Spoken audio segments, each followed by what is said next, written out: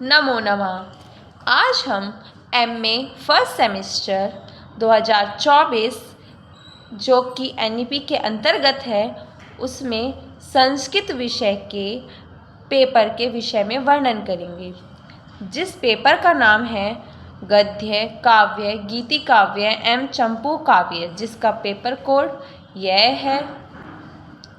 इसमें आपको यह पेपर 70 नंबर का है। नोट: सभी खंडों को निर्देश अनुसार हल कीजिए, यानी कि इसमें 3 खंड दिए गए हैं। जो पहला खंड अ ब स है, इसमें पहला देखते हैं खंड अ, जिसमें अति लघु उत्तरीय प्रश्न दिए गए हैं।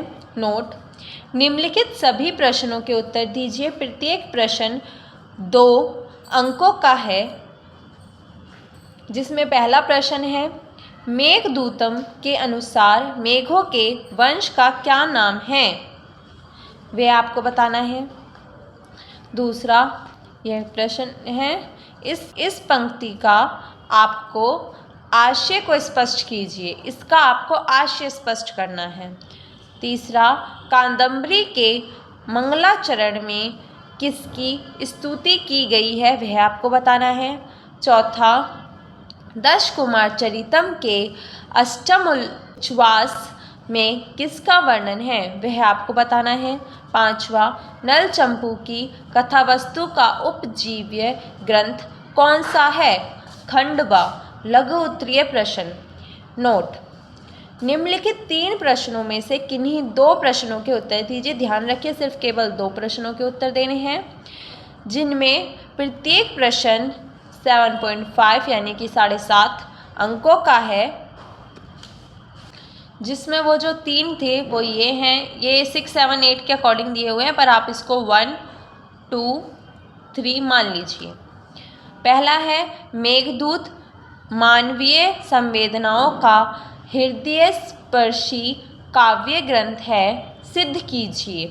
दूसरा, महाकवि बाणभट्ट की भाषा शैली के वैशिष्ट्य पर प्रकाश डालिए। तीसरा, नल चंपू के आधार पर कविवर विक्रम भट्ट की काव्य प्रतिभा का विश्लेषण कीजिए। खंड स, विस्तृत उत्तरीय प्रश्न। नोट: निम्नलिखित 5 प्रश्नों में से किन्हीं 3 प्रश्नों के उत्तर दीजिए।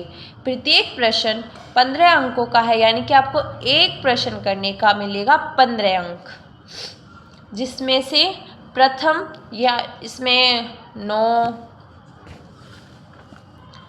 10, 11,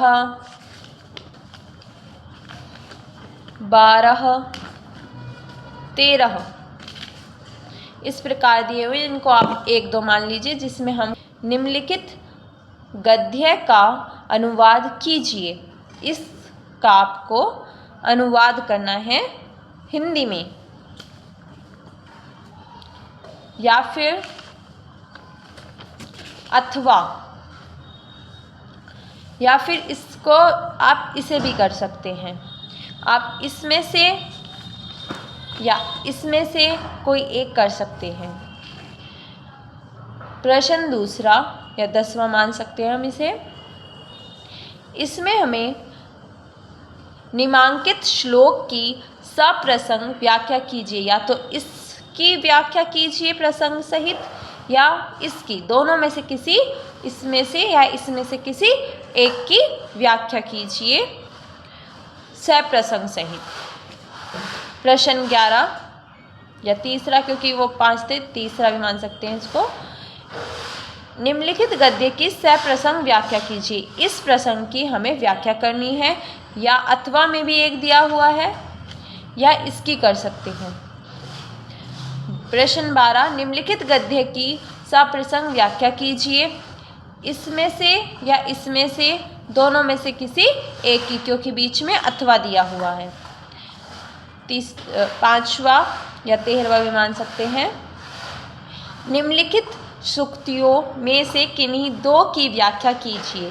यह आपको 5 दिए हुए हैं, आपको 5 दिए हुए हैं, इन पांचों में से आपको केवल 2 की व्याख्या करनी है। यहाँ पे दिया हुआ है कि नहीं 2 की व्याख्या कीजिए, तो केवल आपको 2 की व्याख्या करनी है।